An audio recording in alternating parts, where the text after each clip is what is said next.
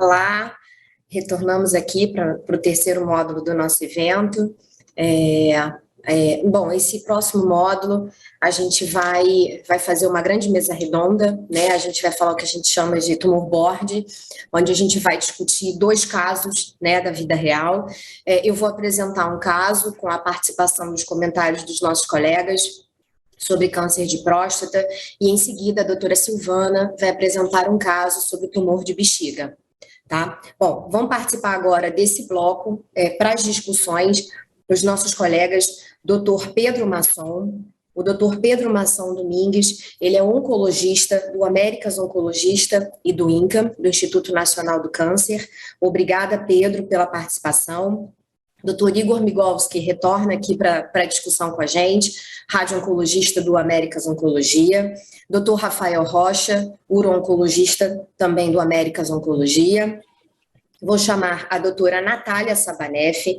Doutora Natália Sabaneff é médica radiologista com foco em uro-oncologia, que vai nos ajudar com as imagens. Vamos chamar também o doutor Felipe de Galiza. O doutor Felipe de Galiza Barbosa, ele é radiologista, especialista em abdômen e imagem molecular do Américas Oncologia e do Hospital Sírio-Libanês. Obrigada, Felipe. E a gente vai convidar o doutor André Azevedo. O doutor André Azevedo, ele é graduado pela Universidade Federal do Rio de Janeiro, ele é radiologista pela Universidade Estadual do Rio de Janeiro, e radiologista vascular e intervencionista, formado pelo Hospital Israelita Albert Einstein, especialista em radiologia e diagnóstico por imagem e radiologista intervencionista pela Sobrice. Obrigada a todos. Doutora Silvana continua aqui também para participar desse caso, e aí eu vou começar a apresentar o caso.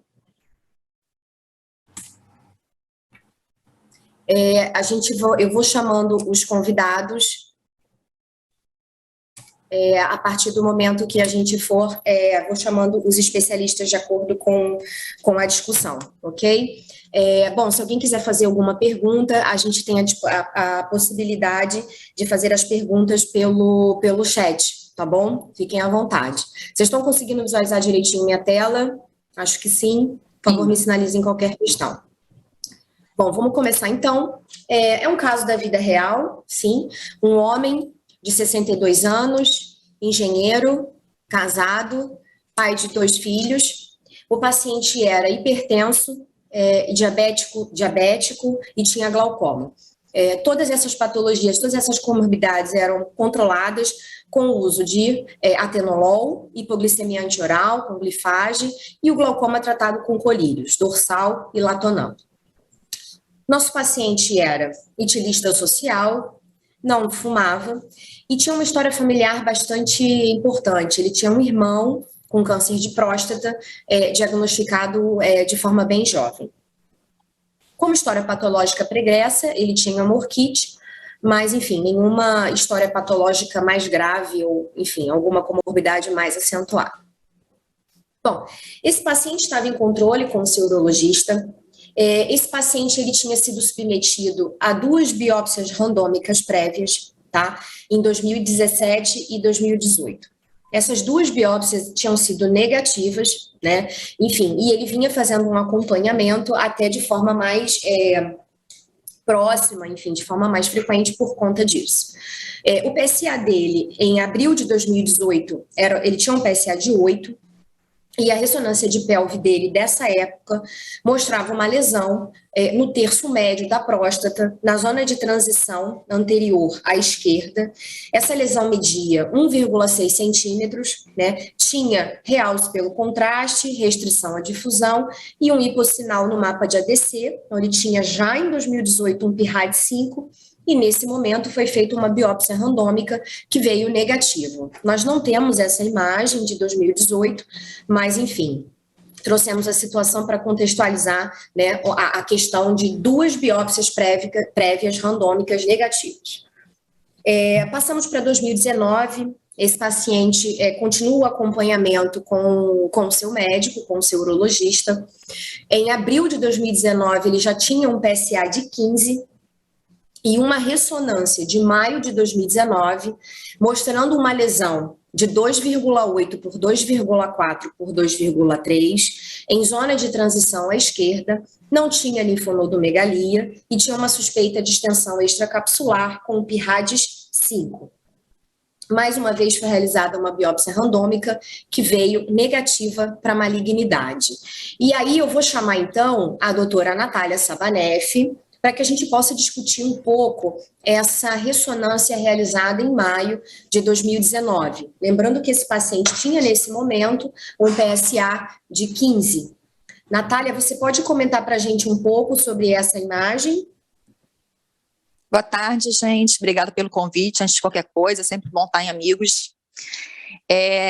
Essa ressonância aí, ela está mostrando, eu não sei se vocês conseguem ver, na imagem do meio, a gente vê a próstata, né, toda cinzinha, e ali anterior à esquerda, né, a esquerda do radiologista é a direita da tela, né, a gente vê que tem uma manchinha preta. Essa manchinha preta provavelmente é o tumor, tá? Que você vê que tem correspondência tanto na imagem pesada em T2, que é essa imagem que mais esquerda, quanto no pós-contraste. Essas lesões de zona de transição, quando a gente ganha um PIRAD 5, a chance de malignidade é em torno de 60%. A gente tendo uma lesão PIRAD 5 que cresceu em cerca de um ano, realmente, assim, a chance de malignidade dessa lesão é muito grande. Só que essa é uma região que ela não costuma ser abordada em biópsias de rotina, né? Porque a biópsia de rotina, o André pode comentar sobre isso, a gente pega mais fragmentos da zona periférica, porque a zona periférica é a região que costuma estar mais acometida por câncer, né? E as zonas de transição, acho que pega só 2 fragmentos, né, o André? Você pode até explicar um pouco isso melhor. Então, essa região aí, como ela é muito anterior, às vezes ela não pega na biópsia de rotina mesmo. É exatamente por conta desse tipo de lesão que a gente realmente mudou totalmente a forma de abordar esses pacientes com suspeita de câncer de próstata, né? Porque se você faz uma ressonância antes da biópsia, você consegue direcionar os fragmentos ali e aí a performance da biópsia fica muito melhor. André, você quer comentar? Por favor, André. Claro. O que você acha que essa que a gente costuma seria? fazer... Pode falar, André. Sim, claro. Então, como a Natália estava conversando, a rotina que a gente costuma seguir numa biópsia transretal é a da retirada de 2 fragmentos por sextante, totalizando 12 fragmentos, isso realmente da zona periférica, geralmente sem pegar a zona mais anterior ou central da glândula interna, mais 2 fragmentos da zona de transição, da glândula interna, e que acaba que pode não contemplar o local do tumor, né? Então, realmente, dá para entender como uma biópsia randômica pode não ter contemplado essa área suspeita. Ok, obrigada, André. Então, lembrando que agora, em 2019, nesse momento, o paciente já tinha sido submetido à 3ª biópsia, né? Então, uma biópsia, mais uma vez, negativa, e, enfim, o paciente seguiu em controle ambulatorial. Lembrando que era um paciente com uma história familiar bastante importante, 60 anos, que tinha, nesse momento, um PSA de 15.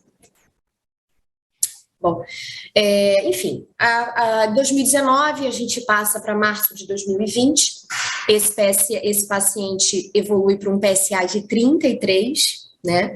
E, enfim, nos exames, e nesse momento, né, mais uma vez, ele faz os exames dele com o seu urologista, né? Ele faz uma urinocultura de março de 20 que veio negativa, e mais uma vez faz uma ressonância em abril de 2020, onde mostrava uma próstata de 60 gramas, né, uma extensa lesão, nesse momento uma lesão maior, né, já com 3,7 centímetros, na porção anterior e posterior da zona transicional esquerda, na base prostática, sinais de infiltração da zona periférica e a lesão estendendo-se à gordura periprostática em correspondência à base e ao assoalho vesical.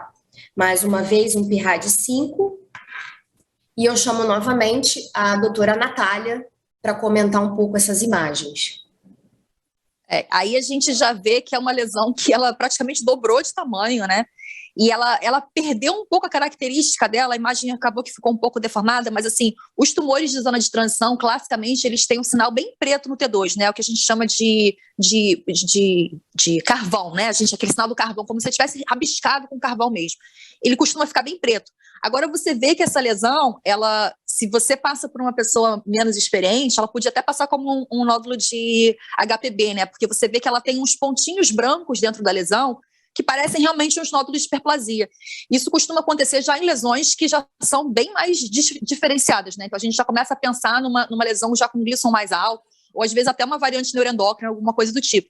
E você vê nitidamente assim, que além de ter aumentado de tamanho e ter mudado a característica dela, né, que ela começa a ter esses pontinhos brancos, né, de glândula dentro, ela começou a se infiltrar realmente de forma anterior ali, ele acomete francamente o estroma fibromuscular anterior, e ele já está pegando realmente um pouco de assoalho vesical. Então você vê que já tem uma lobulação do contorno prostático, então assim, infere realmente a possibilidade de invasão extracapsular, né, uma lesão bem mais agressiva do que a lesão que tinha sido vista no exame anterior. Então, assim, tanto em termos de tamanho quanto de característica própria da lesão.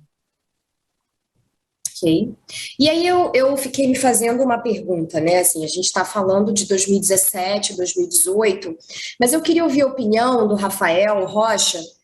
Como é que ele conduziria esse caso, né? Assim, paciente com 2 ressonâncias, na verdade 3 ressonâncias com PRAD5, né? História familiar, um PSA de 15, agora, enfim, nesse momento até o PSA dele já é 33, a gente já tem até uma ressonância mais característica, mas eu queria entender com o Rafael como ele conduziria esse caso, né, no ambulatório dele.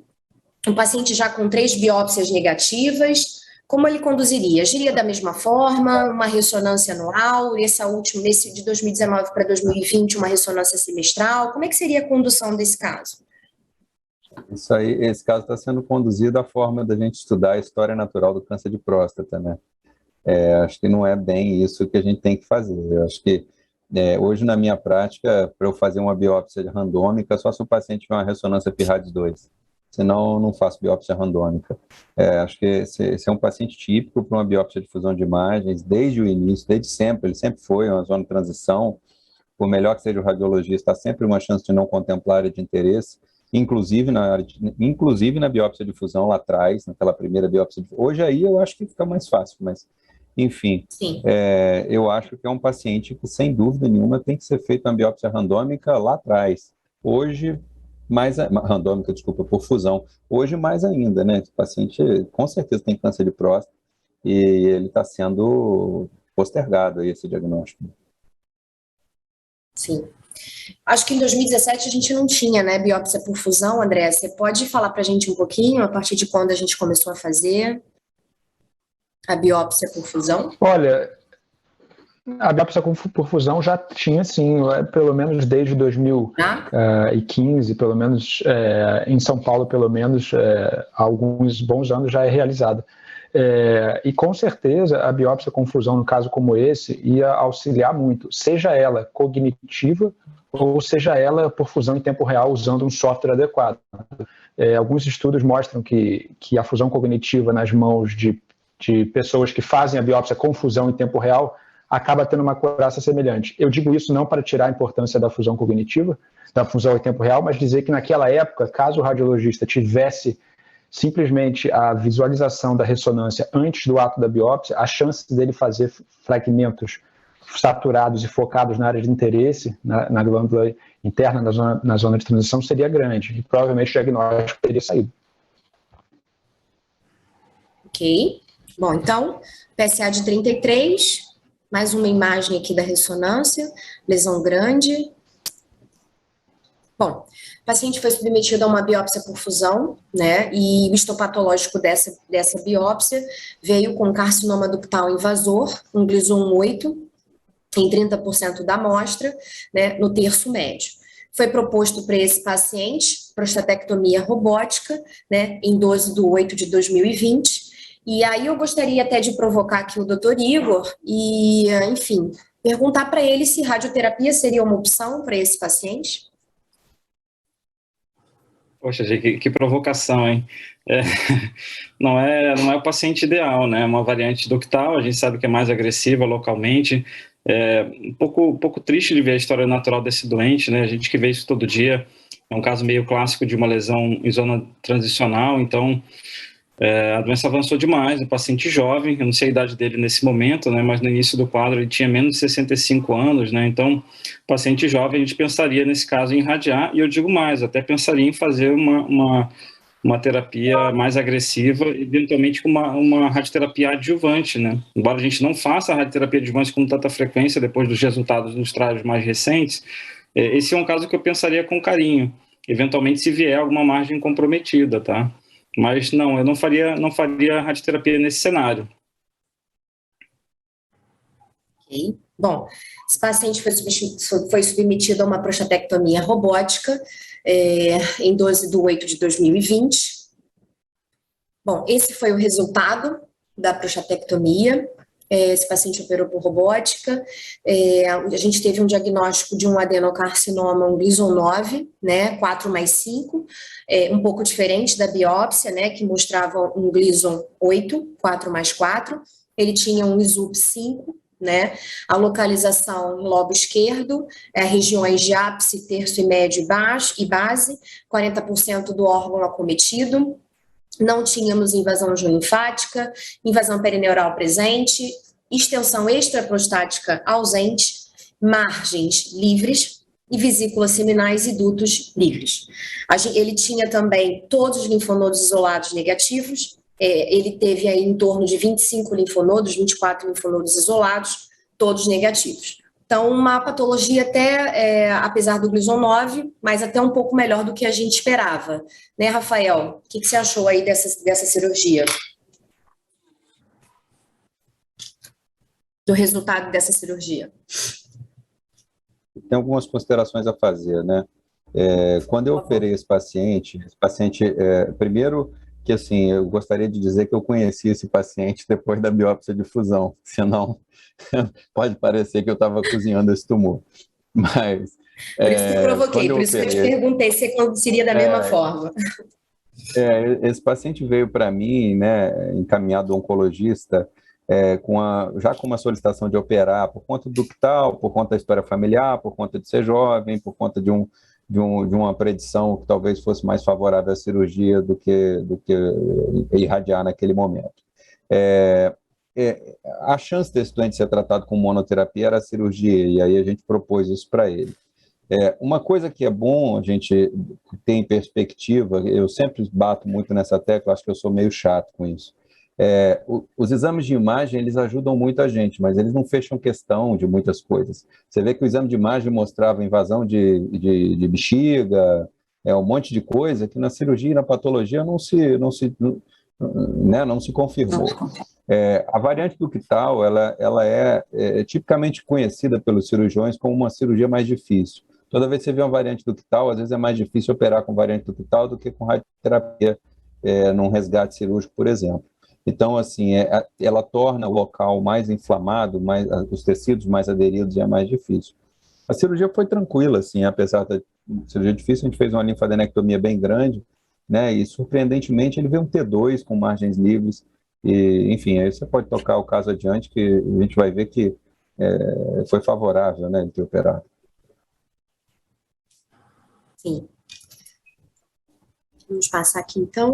Bom, esse paciente ficou, então, com PSA pós-operatório, né, cerca de 40 dias depois da cirurgia, em 23/9, ele zerou o PSA, ficou com PSA de 0,001, e aí, enfim, por todas as questões que a gente conversou, por ser um T2, sem margem, sem linfonodo, vesículas livres, não foi proposto nenhum tipo de tratamento adjuvante para esse paciente, né?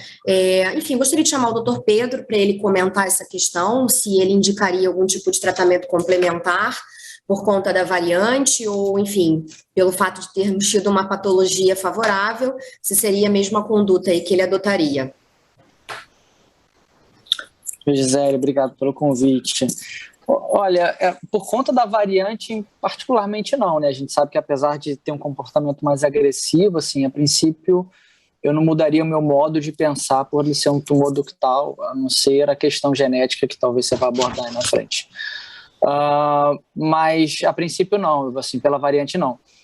E aí, a questão da radioadjuvante, o Igor já até tocou nesse assunto, né? Existe uma tendência cada vez mais da gente não utilizar a radioterapia adjuvante, ou seja, esses pacientes que têm o PSA realmente zerado após uma cirurgia, né? A maioria dos pacientes a gente não tem feito mais tratamento adjuvante, mesmo com as indicações clássicas, né, que eram margem e PT3 para cima, né? Esse paciente, ele não tinha nem PT3 para cima, nem margem, né, se eu não me engano. Então, teoricamente, nem as indicações antigas, né, ele teria da radioterapia adjuvante. Então, assim, a princípio, eu não tenho indicado mais nesse cenário, porém, para esse paciente que tinha um tumor muito avançado, um Gleason 9, ou seja, ele foge um pouquinho desses novos estudos. E aí eu tenho feito ainda a radioterapia adjuvante nesses casos mais selecionados. Ok. Obrigada, Pedro. Bom, esse paciente ficou em acompanhamento, né? E aí a gente sai de setembro de 2020 para março de 21, o PSA dele começou a subir, né? Então, em março de 21, ele já tinha um PSA de 0,41. Em maio de 21, um PSA de 1,17. E chegamos em agosto de 21 com um PSA de 4,4. Bom, e aí nesse momento, o oncologista do paciente optou por solicitar um PET-PSMA. Gostaria mais uma vez de ouvir a opinião aí do Pedro sobre essa indicação, se ele indicaria um PET-PSMA também. Sim, Gisele, eu tenho indicado, na verdade eu até indicaria naquele momento um pouquinho mais precoce de 0,4, né? Que ele já tinha um critério de resistência bioquímica, né?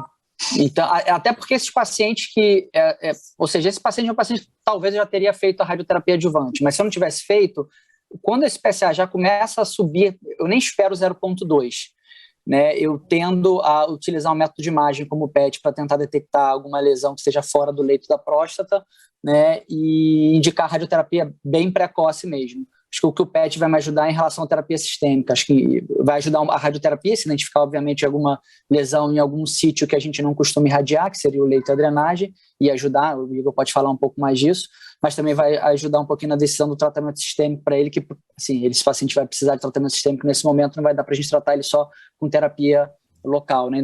E agora, ainda mais com um PSA de 4, ou seja, talvez a gente perder um time até de um segundo tratamento radical local, com PSA de 4, e provavelmente o PET deve mostrar isso. Eu não sei o caso, mas com essa velocidade de PSA e pela doença que ele tinha, é bem possível que o PET já vai mostrar que mesmo a gente tentando irradiar esse paciente, a gente já pode ter perdido o time.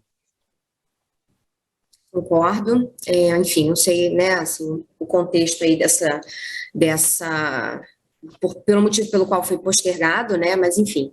O paciente fez o PSA em 8 de 21, e aí eu gostaria de chamar o Dr. Felipe Galiza para comentar um pouco as imagens aí do PET-PSMA desse paciente. Felipe, por favor, se você puder comentar para a gente aqui as imagens. Temos mais uma depois. Ótimo. A gente tem a imagem do MIP, né, do corpo inteiro, do PET.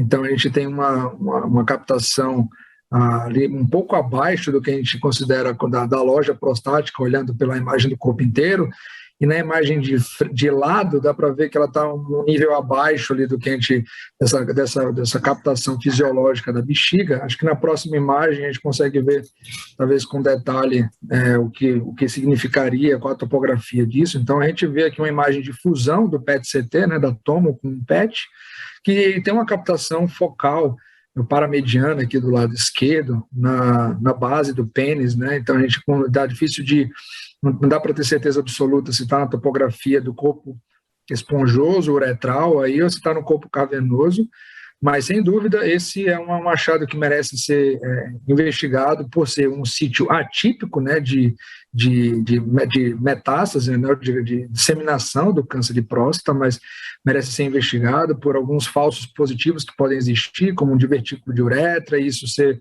uma retenção urinária, mas não é o que parece, né? E além disso, eles tinham as captações fisiológicas não suspeitas em arco costal que a gente costuma ver nos exames de PET-CT. Esse em específico ele foi feito com flúor, né, que é um outro radiotraçador mais recente que a gente tem, e ele tem um pouco mais de pitfall ósseo principalmente em arco costal e na bacia, mas a gente tende, com esse grau de captação baixa e sem alteração tomográfica suspeita, a desconsiderar isso pela grande maioria não ter significado clínico. Então, pelas imagens, a gente consegue dizer que existe uma área suspeita no pênis isoladamente, não tem nada na cadeia de drenagem, nem na loja prostática, nem à distância suspeito.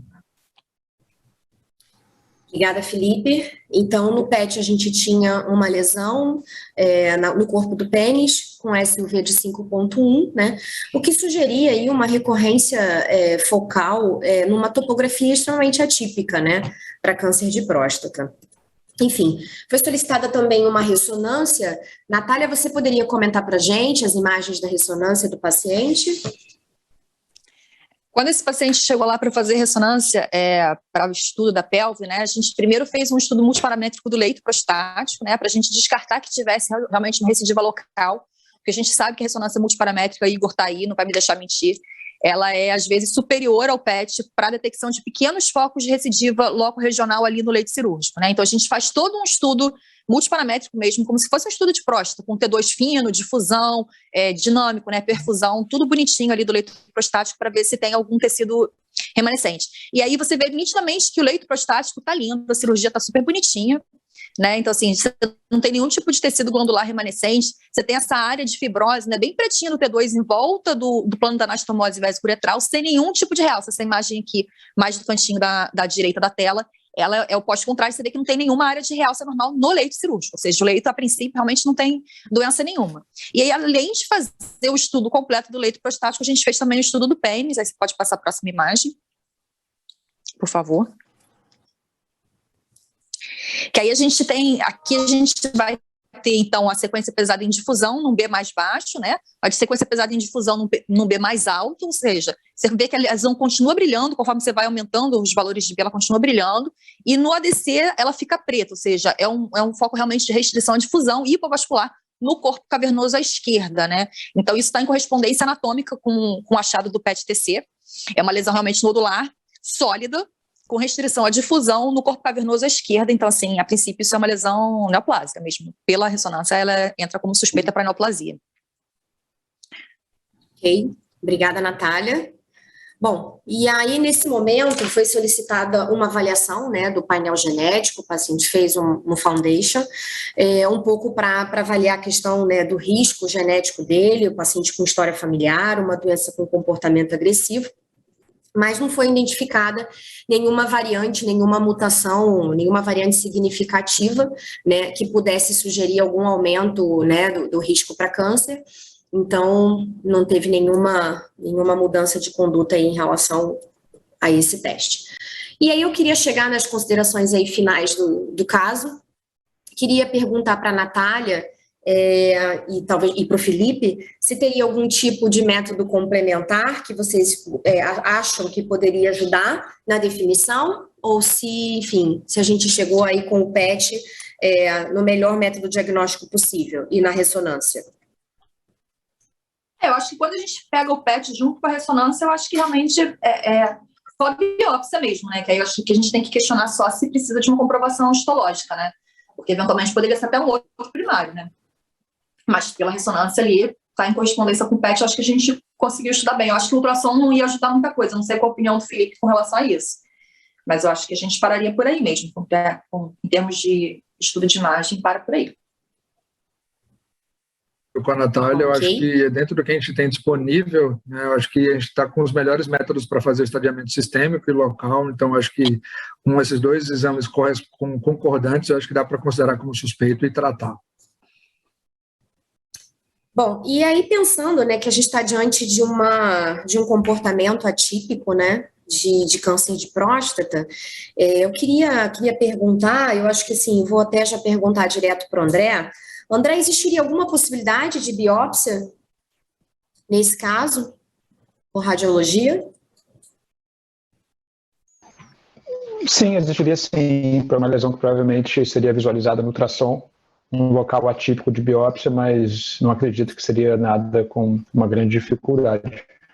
A gente sempre tende a fazer as biópsias, exceto as biópsias de próstata, as biópsias em geral com patologista em sala, e isso dá uma segurança de saber que o material foi adequado e suficiente para diagnóstico. Ok. Rafael, você indicaria biópsia para esse paciente? Você ficaria confortável em fechar o diagnóstico de recidiva peniana para esse paciente? Eu compraria esse diagnóstico tranquilamente. Eu acho que, assim, concordo com o Pedro, esse paciente ficou sendo conduzido pelo colega, ele voltou no meu consultório recentemente, e foi aí que eu peguei o caso para a gente discutir, mas eu acho que esse PET teria que ser pedido lá atrás, né, na primeira recidiva. Eu acho que tem um valor de PSA já bem alto, então, assim, nesse valor de PSA, com exame metabólico demonstrando a imagem suspeita, com exame morfológico comprovando, eu já trataria como sendo, não precisaria de biópsia, não. Ok. Considerando, então, né, que a gente realmente consideraria esse paciente como um paciente com recidiva peniana, um paciente metastático, queria ver aqui com os oncologistas, primeiro Silvana e depois o Pedro, que tratamentos vocês proporiam para esses pacientes, do ponto de vista de tratamento sistêmico?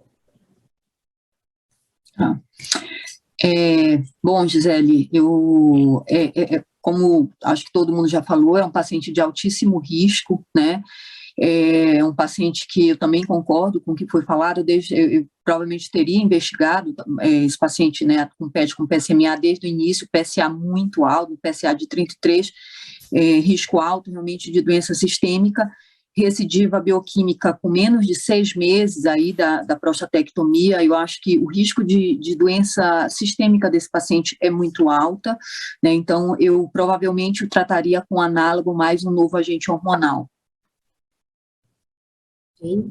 Pedro, você faria alguma coisa diferente, só análogo, proporia quimioterapia? Não, a princípio eu concordo com a Silvana. Eu tenho utilizado cada vez mais a associação da castração mais novo agente hormonal, e eu acho que esse é um caso razoável para essa estratégia, né? A gente não utiliza em todos os cenários, mas eu acho que está bem tratado do ponto de vista sistêmico, né? Ok. E vocês proporiam algum tratamento local para esse paciente? Pedro, queria ouvir tua opinião como oncologista. Você proporia algum tratamento local? Pergunta difícil. A princípio, sim. Tá? Não tenho nenhuma experiência com recidiva de pênis, mas assim, vamos pensar que a gente tem tratado essas recorrências, pelo menos em sítios usuais, né? Na loja, na pelve. Então, assim, quando eu tenho recorrências nesses sítios usuais, o que eu faço, né? Eu converso com o Igor da possibilidade de a gente irradiar a recorrência. A gente usualmente não... E aí o Igor pode falar um pouquinho mais dos motivos, mas a gente geralmente irradia a lesão que a gente detecta pela imagem, mas também a drenagem e o sítio da próstata, a loja, né? O paciente já foi operado, porque são sítios comuns de recorrência, e ele usualmente dá um boost também na lesão. É óbvio que aí a gente está falando de uma região atípica, né? Então, ou seja, é um pouquinho mais complicado. O benefício de um tratamento local dessa região teria que ser discutido com o radioterapeuta, né? Mas do ponto de vista de conceito, né, a gente sempre fez uma rádio de resgate e a gente começou a fazer rádio de resgate associada a tratamento sistêmico, né, tanto castração quanto os novos agentes hormonais. Então, existe essa tendência desse conceito, só é nesse caso em particular que muda um pouquinho por conta do sítio da recorrência, que é um sítio raro. Né, eu não sei qual seria o papel dessa... Como é que seria a radioterapia nesse sítio. Acho que o Igor pode comentar um pouquinho melhor. Igor, tem papel para rádio nesse caso?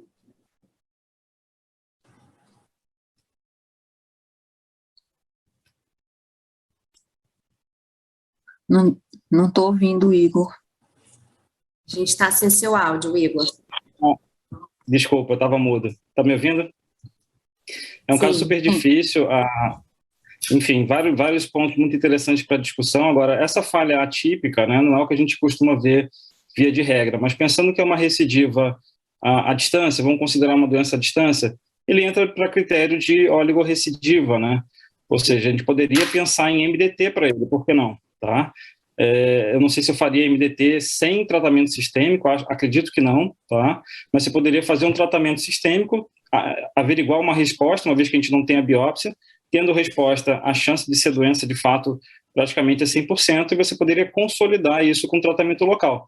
E aí eu não estou falando radioterapia necessariamente, tá? Gostaria de ouvir o Rafael, mas eu acho que tratamento local para ele tem todo sentido dentro da nova lógica de oligoprogressão, oligorrecidiva nesse caso. Rafael, você acha que tem papel para cirurgia nesse caso, que você proporia para ele? Honestamente, não. Acho que não. Eu concordo com tudo que foi dito. Eu acho que é um paciente que tem vários fatores de mau prognóstico. Acho que ele tem que ser tratado com 2 drogas, faria a mesma coisa. Eu acho que ele também, extrapolando dados de outros cenários, né, também faria radioterapia local, faria MDT nesse paciente, mas não com cirurgia. Eu acho que a gente vai oferecer um tratamento que tem uma toxicidade muito grande com cirurgia, com um benefício questionável. Então, eu realmente não me sentiria confortável de fazer uma amputação nesse doente com um benefício muito questionável. Ok, Concordo. bom. Obrigada, pessoal. Esse paciente está no momento aí de biópsia, ele provavelmente vai ser submetido a uma biópsia, ainda não temos esses resultados e tudo, mas acho que é um caso bem atípico, né? Uma recidiva bem atípica. Então, enfim, a gente tentou trazer aqui, né, as possibilidades de tratamento aí para esse caso. Obrigada. Eu vou chamar agora a Silvana para a gente seguir aí para o último caso. Bom, Silvana, fique à vontade. Então, obrigada, Gisele. Então, pode passar, por favor. Eu tive um problema com a minha internet. Pode passar. Pode passar. Bom, então a gente também um caso, né, um caso de vida real, um caso do consultório, um paciente do sexo masculino de 57 anos, previamente ígido, sem comorbidades, e aí ele começou com uma hematúria macroscópica, né, um paciente não tabagista, e aí ele até procurou um pronto-socorro, onde foi feito um ultrassom que viu um espessamento vesical na parede lateral, medindo 4 centímetros. Eu não tive acesso a essas imagens. Pode passar, por favor.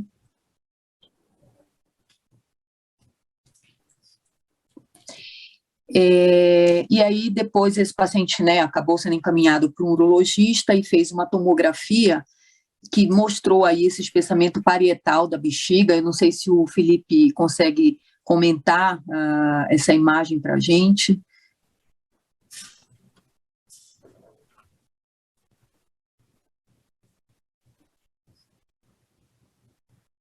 Felipe ou Natália? Oi, vocês estão me ouvindo? Oi, Fê, sim. Tá bom. Então a gente tem 2 cortes de tomografia, né, com contraste.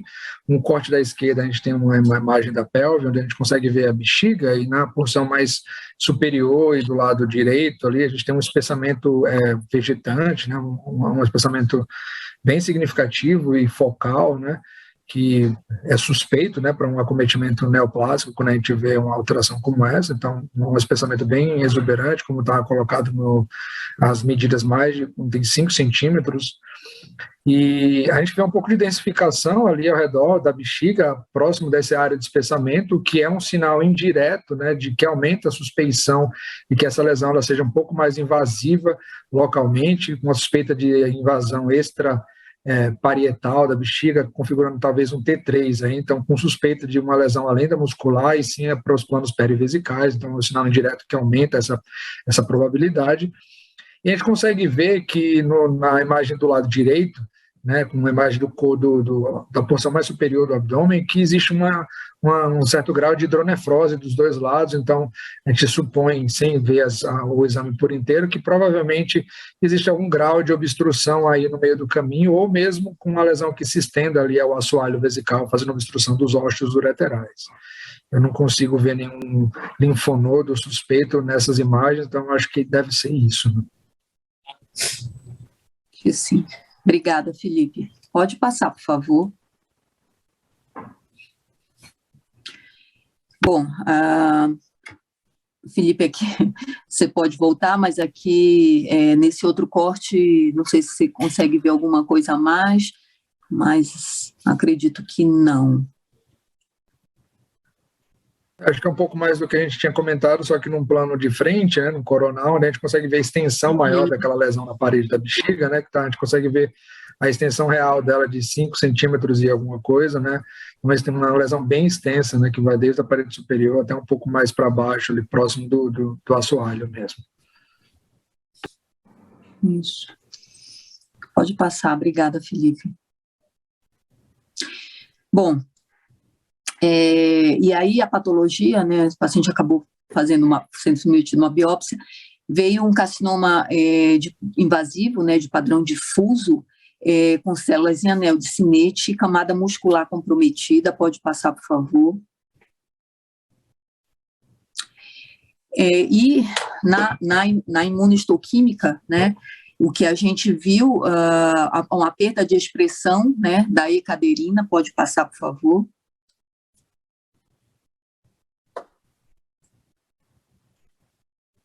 Pode passar, por favor. Então, a imuno confirmou tratar-se de um carcinoma urotelial de alto grau com variante plasmocitoide. Pode passar. E aqui, né, assim, esse estudo mostrou a experiência do MD Anderson com variante plasmocitoide.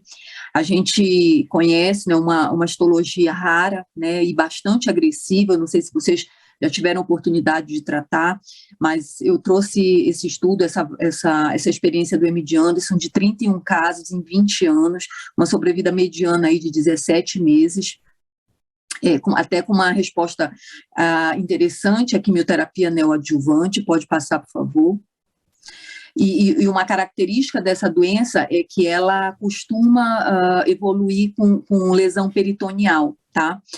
Então, o aspecto histológico semelhante, né, de um carcinoma lobular de mama, por exemplo, ou de estômago difuso, uma alta probabilidade de expressão de CDH1, RB1, TP53, a perda da expressão de E-caderina que a gente vê no caso desse paciente, realmente, né, e essa alteração de CDH1 sendo como uma característica patognomônica desse subtipo, dessa variante de plasmocitoide. Pode passar, por favor.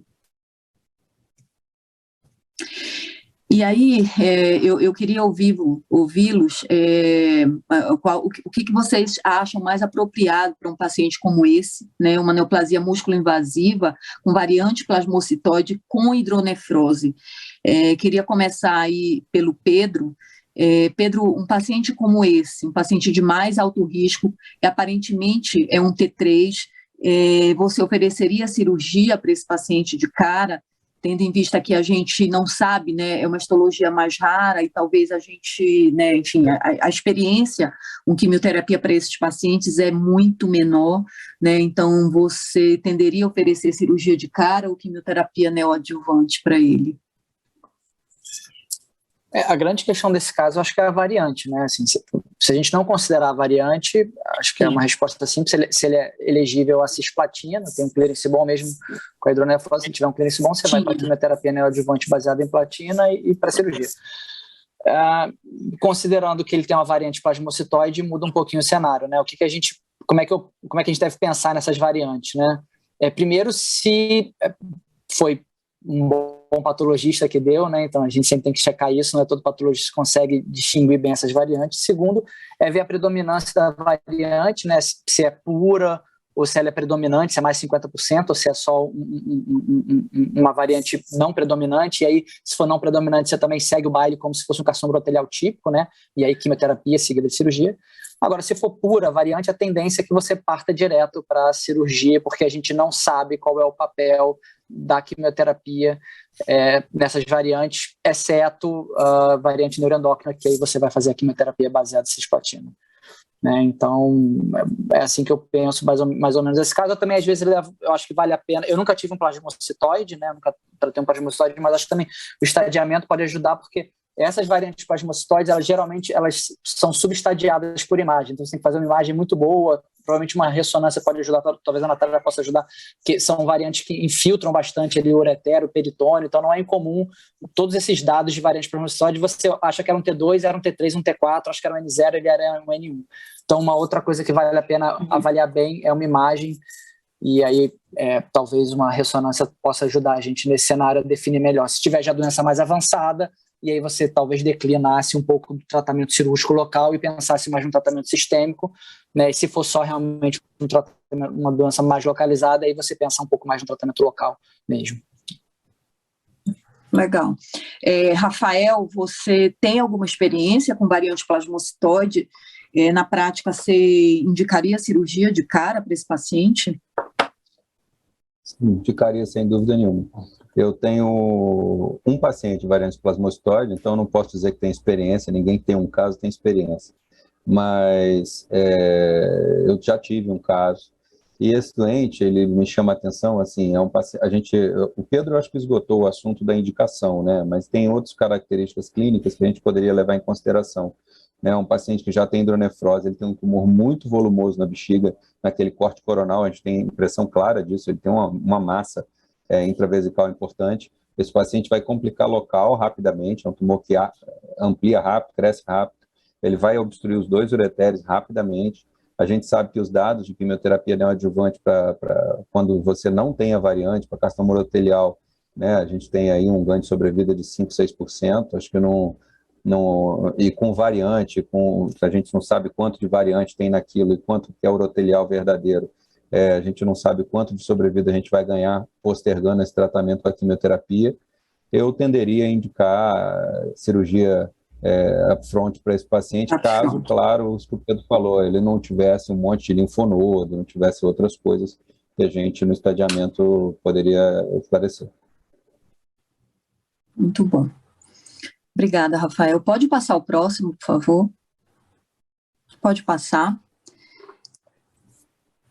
Bom, se a gente olhar as recomendações americanas, né, as recomendações do NCCN, então ele coloca essas variantes, né, obviamente como um patamar mais elevado de doença mais agressiva, de mais alto grau, mas que não há ainda assim uma evidência de que essas variantes devam ser tratadas de maneira diferente do carcinoma urotelial típico, né? Então, segundo recomendações americanas, a gente deveria olhar e tratar esses pacientes como olharíamos ou trataríamos pacientes com carcinomas uroteliais típicos, né? Então, pode passar, por favor. O caso, né, a gente discutiu, isso foi levado à reunião multidisciplinar, discutido exaustivamente com o paciente, pode passar, por favor. E esse paciente, enfim, a conduta acabou sendo quimioterapia neoadjuvante, seguida de cistectomia. Pode passar, por favor. Pode passar. Perdão, aqui só comentando, e assim, como né, tá descrito nos guidelines, então aqui, né, caberia, né, tratamento neoadjuvante, uma vez que a recomendação é que esses pacientes sejam tratados de maneira semelhante, né, a um carcinoma urotelial típico, né, a gente, como disse Rafael e disse Pedro, a gente não tem grande experiência no tratamento dessas doenças, então as experiências são muito pequenas, são cortes muito pequenas de pacientes, então a gente acaba tratando com a experiência que vem aí do carcinoma urotelial mesmo. Pode passar, por favor. Bom, ele acabou fazendo Genzai e cisplatina, fez 4 ciclos, né? E eu chamo a atenção aqui para essa recomendação atual do NCCN. Se a gente olhasse até 2019, a gente via que tanto dose densa MVAC como Genzar e platina seriam esquemas de eleição para um caso como esse, mas hoje, né, e até depois do estudo, dos novos estudos apresentados, a gente teve um estudo bem importante, né, agora apresentado na ESMO, o VESPER, que comparou aí o esquema de MVAC dose densa com platina e Genzar, e MVAC dose densa foi superior. Então, hoje o NCCN coloca como esquema, né, de eleição o MVAC dose densa, mas só lembrando que, né, não é para todo mundo. Pode passar, por favor. Bom, esse paciente foi depois, posteriormente, submetido a uma cistectomia robótica e a gente tinha um T4 na peça, um T4N0, pode passar, por favor. E aí eu queria que o Igor comentasse, né, quer dizer, como vocês muito assertivamente falaram, de fato, é uma doença, né, ruim, agressiva, né, a gente tem pouco dado sobre essa doença e pouco dado da resposta à quimioterapia, né. Então, o paciente que teve uma resposta muito pobre à quimioterapia neoadjuvante, né, ainda veio um T4 na peça, aparentemente uma doença até maior do que a gente via no exame de imagem inicial. E aí eu queria discutir com o Igor se ele indicaria radioterapia adjuvante para esse paciente. Essa é uma excelente pergunta para a qual eu não tenho a resposta, mas, em princípio, a minha tendência seria não oferecer, tá? No carcinoma urotelial, a gente tem dados fracos aí de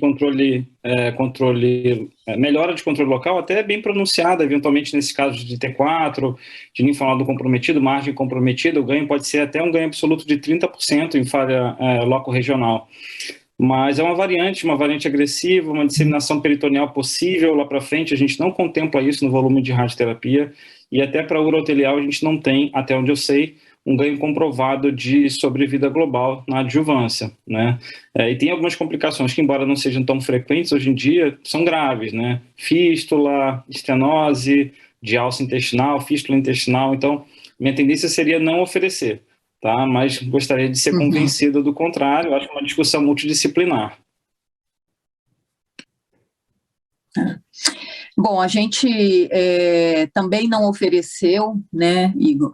Não oferecemos adjuvância para esse paciente, ele acabou ficando em segmento, mas acabou evoluindo muito rápido para a doença metastática, ele teve uma disseminação peritoneal franca e rápida, uma doença realmente incrivelmente agressiva, e esse paciente acabou falecendo pouco tempo depois. Pode passar. Bom, eu agradeço bastante em função, né, do nosso tempo e respeito aos nossos colegas e a todos os nossos convidados que estão com a gente até agora. Eu vou encerrar. Agradeço muito a participação de todo mundo, eu acho que foi muito bom. Se alguém tiver algum comentário, eu estou à disposição. Obrigada, Silvana, obrigada a todos. A gente encerra, então, a nossa sala, né, de tumores geniturinários. Obrigada aí pela presença de todos, aos colegas, obrigada pela participação, excelentes aulas, como sempre. Obrigada, eu acho que a gente teve um excelente dia, espero que tenha sido proveitoso para todo mundo. Obrigada, uma boa noite a todos. Até amanhã, com mais 2 salas de oncologia. Tchau, tchau.